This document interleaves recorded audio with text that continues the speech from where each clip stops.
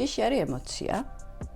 და არის ძალიან მნიშვნელოვანი ემოცია, ძალიან საჭირო ემოცია, იმიტომ რომ ეს შიში ჩვენს უსაფრთხოებაზე ზრუნავს, ესე ნეგატიური ემოცია ცუდი არ არის. პირიქით, ნეგატიური ემოციები ჩვენს უსაფრთხოებაზე ზრუნავენ.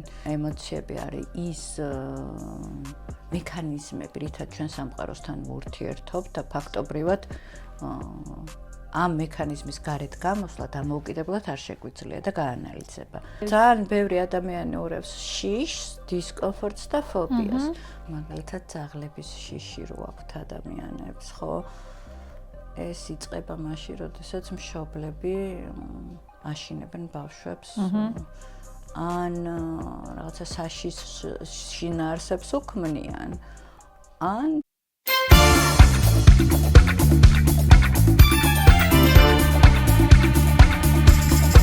მოგესალმებით, თქვენ უყურებთ გადაცემას ჯანმრთელობა და არა მხოლოდ ნინი ჭაჭიასთან ერთად. მე მის თანაწამყვანი ნათია გაფრინდაშვილი ვარ. დღევანდელი ჩვენი სასაუბრო თემა შეეხება ფობიებს. სანამ უშუალო თემაზე გადავალთ, მინდა რომ მოგიწოდოთ, რომ დაალაიქოთ ეს ვიდეო, გამოიწეროთ ჩვენი არხი, ამით ჩვენ გვასტიმულირებთ, რომ უფრო მეტი საინტერესო ვიდეო ჩავწეროთ და გაგიზიაროთ, რა თქმა უნდა. ნინი, დღევანდელი ჩვენი სასაუბრო თემა არის ფობიები. ამ თემის შერჩევის ერთ-ერთი მიზეზი არის ის, რომ ხშირად გვისაუბრია, რომ თუნდაც მე პირადადაც რამოდენიმე ფობია დამიმარცხებია ბავშვობიდან მოყოლებული, რაც მქონდა. და ამიტომ ვიფიქრე, ერთი მიმართულება იყო ეს, რომ მეთქი საინტერესო იქნებოდა ეს თემაო და მეორე არის, რომ სოციალურ მედიაში ხშირად ეშლებათ ხოლმე ერთმანეთსაგან რა არის ფობია და რა არის შიში. ამიტომ მინდა რომ ამით დავიწყოთ, რომ რას ნიშნავს უშუალოდ ფობია და რით განსხვავდება ის შიშისგან. ხო, მოდი, გამარჯობა ნათია. მიყვარს ეს თემა, იმიტომ რომ ეს თემა ძალიან მნიშვნელოვანია და ესეთი პარალელი რო გავავლოთ. ანუ ყოფით ენაზე, აი როგორც დეპრესიაში ვარ, რო იყენებენ ცუდგუნება განწყობილებაზე და ჩვენ ხო ჩავწერეთ გადაცემა რა განსხვავება არის, როდესაც ადამიანი უგუნებოთ არის და რა არის, როდესაც დეპრესიაში არის. აი დაახლოებით ფობიებსა და შიშებს შორის იგივე განსხვავება არის რა. შიში არის ემოცია.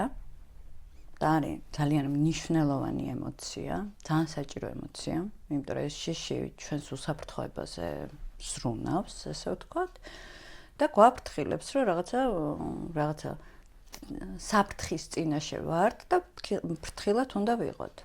ფობია არის ის ემოციური მდგომარეობა, რომელიც ირაციონალურად დიდია, ანუ იმ მოცემულობასთან შედარებით, იმ მოვლენასთან შედარებით, ბევრად მეტად აღიქმება. ეს არის მათ შორის ის მდგომარეობა, რომელიც უფრო გრძელვადიანად მიმდინარეობს, შესაძლოა 6 თვე და მეტიც გაგრძელდეს ამ ტიპის შიშები და რაც მთავარია, ფობია არის მაშინ, როდესაც ადამიანს აი ეს შიში ხელს უშლის ნორმალურად ფუნქციონირებისათვის. იმიტომაც გავავლე პარალელი დეპრესიასთან. და ძალიან ხშირად, ესე ვთქვათ, სოციალურ მედიაში ფობიებს და შიშებს ერთმანეთს ურევენ.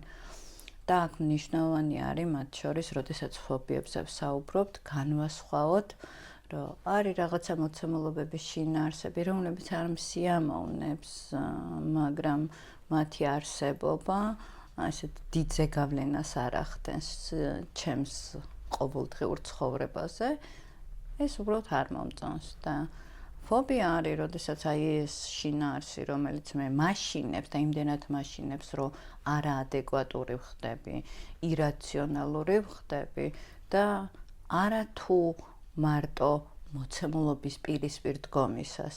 შეიძლება წარმოსახვის დროსაც, გაფიქრების დროსაც კი იგივე შემზარავი ემოციური დამოკიდებულება მიჩნდება ამ მოცემულობის მიმართ. მე პირადად მაქვს ხოლმე შემთხვევები, ახლა ვიტყვი, რომ მაქვს აი არამქვეყნიური შიში მაქვს ღამის პეპლების. ხო, ძალიან საინტერესოა. ვიცი შინაარსობრივად ის, რომ ან ღამის პეპლამ რა უნდა დამუშავოს თვითონაც 3 დღის სიცოცხლე აქვს და ასე შემდეგ. და პირიქით უფრო მეტად ირაციონალური ვხდები და უფრო მეტად მაღიზიანებს თუ ამას მეუბნებიან. იმიტომ რომ მე როდესაც ოთახში შემომიფრინდება პირობითად და ბავშვობიდან მოყოლებული სოფელში ვერ ვჩერდებოდი იქიდან გამომდინარე რომ ზაფხულში ყოველთვის ყველა კარს ვკეტავდი ზუსტად ამ მიზეზით რომ ოთახში არ უნდა შემოფრენილიყო და როცა მეუბნებიან რომ არ უნდა გეშნას რა საშიშია მაგაზე უფრო ვღიზიანდები და მე მემართება მაგალითად თითქოს რაც არ უნდა შორს იჯდეს მგონია რომ ახლოს არის, ანუ თვალებში მიზუმდება, ასე რომ ვთქვათ, რომ ვლუპავ, რომ თითქოს ახლოს არის ის ყველაფერი და საერთოდ ვეღარაფერზე აი რაციონალურობა სწორედ ამაში არის, რომ ფობიის დროს ძალიან მკვეთრად ჩანს ადამიანის ირაციონალური დამოკიდებულება, ანუ თან სიმძაფრე არის, ხო, არაადეკვატური სიმძაფრე არის.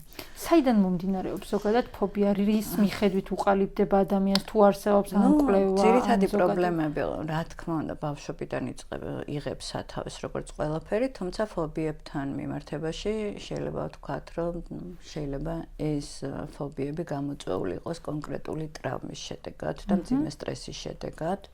როდესაც არასასურველი რაღაცა მძიმე მოცემულობის შემდეგ არ ხდება ტრავმის დამუშავება და უკვე ეს ტრავმა იწყებს ჩვენს ცხოვრებაზე ძალიან ნეგატიურ ზემოქმედებას. ეს შეიძლება მხოლოდ ფობიის სახითაც დარჩეს რაღაცა კონკრეტული ვიწრო მოცემულობის მიმართ, შეიძლება ტრავმის სახით დარჩეს, რომელიც სხვა საკითხი არის და ამაზე ალბათ ცალკე გადაცემა უნდა. ხო, მაგალითად, ჩემ შემთხვევაში ვერანაირად ვერ ჩავედი იქამდე, საიდან შეიძლება ანუ ამეკიდებინა ეს შიში თუ ფობია, რაც არის ჩემი ღამის პეპლებთან დაკავშირებითი შიში. იცი რა არის, შიშებს ჩვენ პირველი ვინც გვასწავლეს არის ჩვენი მშობლები, ხო?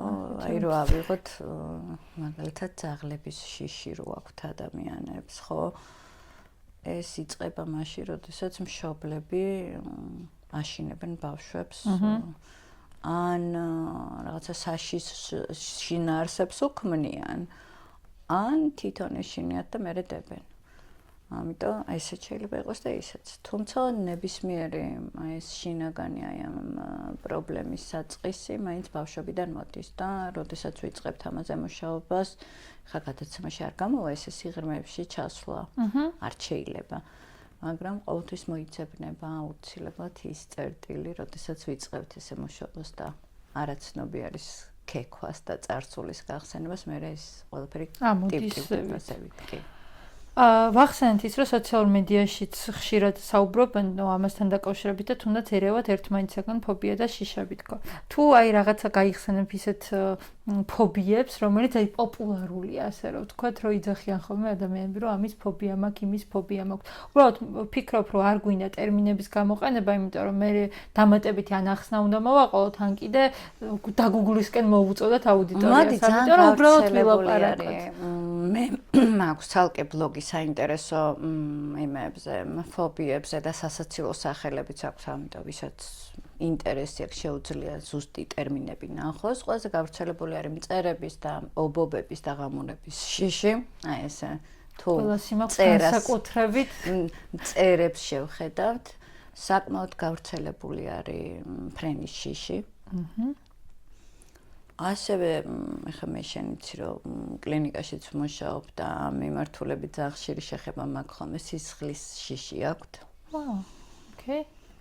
ნემსის შიშიც ალბათ მაგაში მიდის ხო? ნემსის შიში სხვა არის, სისხლის შიში სხვა არის. ერთი არის ნემსის შიში არის, როდესაც თვითონ ნემს ხედავ და მეორე არის სისხლის შიში, როდესაც თვითონ სისხლის შეიძლება საერთოდ არ იყოს შენი სისხლი, ხო? ოკეი, გასაგებია. ეს არის, ხა რაც მახსენდება. მე გამიგე რომ არსებობს მაგალითად ღილების შიშიც. ხო, ეს სასაცილო ფობიები ბევრი არის. ნუ ყველაზე ესეთი დაავადების მხრივ რაც არის, აგოროფობია არის. ხო, სივრცის შიში. ასევე ეს იპოქონდრიული ტიპები, როდესაც არიან დაავადების შიშები რო აქვთ, ესეც ფობიების ერთ-ერთი სპეციფიკური ფობიების ჯგუფს განეკუთვნება. მეტი არ მახსენდება ხა ისეთი გავრცელებული სიმართლე გითხრა. მე ვიცნობ ადამიანს ძალიან კარგად ვიცნობ, რომელიც აი მსგავსი სიმშვიდის და გაწონასწორებული ადამიანი იშვიათად შეიძლება შეხვდეს სამყაროში, მაგრამ საკმარისი არის ღამურად დაანახო თუნდაც ფოტო, რომ ხდება აბსოლუტურად არაადეკვატური. აი ღამურების შიში მაქედან გამახსენდა, ობობების შიში ჩემს შულს ჰქონდა და მაქედან გამახსენდა, სიმართლე გითხრა, აეროფობიაზე მე მყავდა ძალიან ბევრი კლიენტი და ამიტომ ვთვლი, რომ ძალიან გავრცელებული არის ამ მიმართულებით ეს თან მე მგონი რაც უფრო იხსნება საზღვრები, უფრო და უფრო ჩნდება რეალურად ამ მიმართულებით. ნუ აგოროფობია შფოთვითი აშლილობის ერთ-ერთი მიმართულება არის და ამ მიმართულებითაც საკმაოდ ბევრია. მოკლედ, თავარი არის, რომ ვიცოდეთ, რომ შიში ცუდი არ არის და აქ მინდა ერთი ხაზი გაუსვა იმას, რომ ხშირად ნეგატიური ემოციები და ერთ-ერთი არის შიში, ხო ეს ნეგატიური ემოცია. მიაჩნიათ, რომ ცუდია. ნეგატიური ემოცია ცუდი არ არის. პირიქით, ნეგატიური ემოციები ჩვენს უსაფრთხოებაზე ზრუნავენ. და ის თუ ჩვენ რა რეაქცია გვაქვს ამ ნეგატიურ ემოციაზე, ეს ხდება ხოლმე პრობლემა და არა თვითონ მოცემულობა. შიში მე მეუბნება, რომ ფრთხილად ვიყო, მაფრთხილებს, რომ რაღაცა შინაარსთან მაქვს საქმე, რომელიც ჩემზე დიდია, რომელმაც შეიძლება საფრთხე შემიქმნას და ეს ემოცია უზრუნავს იმაზე, რომ ნინი უნდა გადარჩე ახლა და მოიმოქმედე რაღაცა. იმას არ მეუბნება, რომ ახლა ისტერიკაში ჩავარდი, ახლა რაღაცა სახე დაიხოკე, იტირე და ასე შემდეგ. ხო, ეს არის ჩვენი ინდივიდუალური რეაქციები კონკრეტულ მოცემულობაზე და კონკრეტულ ემოციაზე, ხო? ინდივი არის სხვა ნეგატიური ემოციებიც. ანუ ერთი რაც მინდა, მე ვარ ესე ვთქვათ ემოციების ლობისტი, თქო, განსაკუთრებით ნეგატიური ემოციების ლობისტი. ნეგატიური ემოციებს რო ვიძახით, არ ნიშნავს, რომ ცუდია. ნეგატიური ემოციები, იმიტომ ქვია, აი ამ ესე ვთქვათ შინაარსით, რომ ნეგატიური ემოციები გვაფრთხილებენ ჩვენს ცხოვრებაში არსებული შესაძლო ნეგატიური მოცემულობების შესახებ. და ბევრად უფრო მნიშვნელოვანია ვიდრე პოზიტიური, იმიტომ რომ ჩვენი სიცოცხლის დაცვის უსაფრთხოებაზე ზრუნავენ. უნდა მოვუსმინოთ ამ შემთხვევაში ნეგატიურ ემოციებს და ადეკვატური რეაქციები გქონდეს. თუ რეაქციები გვაქვს არაადეკვატური, ემოციური ინტელექტი გვაქვს გასავითარებელი. შეიძლება თუ არა, ბოლო კითხვას დავსვავ, ფობიის დამარცხება საბოლოოდ, ანუ კი, რა თქმა უნდა შეიძლება. და როგორ ხდება, ну შეიძლება ვთქვათ, რომ ეგ თერაპიის ამბავია ალბათ უფრო მეტად, მაგრამ ანუ საიდან უნდა დაიწყოს ამაზე მუშაობა? ერთი ვიცით, რომ ფსიქოლოგთან უნდა მივიდეს, მაგრამ რეალურად საიდან უნდა დაიწყოს, ან როგორ უნდა დააიდენტიფიციროს და როგორ უნდა ეცადოს ადამიანი, რომ მოიშოროს? დამოუკიდებლად ფობიების დამარცხება არ ხდება, იმიტომ რომ ემოციები არის ის მექანიზმები, რითაც ჩვენ სამყაროსთან ვურთიერთობთ და ფაქტობრივად ამ მექანიზმის გარეთ გამოსვლა დამოუკიდებლად არ შეგვიძლია და გაანალიზება. განსაკუთრებით, როდესაც ნეგატიურ მოვლენებთან გვაქვს საქმე, ამ დროს ფოკუსი მხოლოდ ნეგატიურ შინაარსზე არის ხოლმე ჩვენი ფსიქიკის და აქედან გამოსვლა დამოუკიდებლად რთულია. მაშინ ფობია არ იქნებოდა, ხო? ფობიაზე, როდესაც საუბრობ, რა ვთქვი პირველი, ირაციონალურია და არაადეკვატურია მოცემულობასთან შედარებით.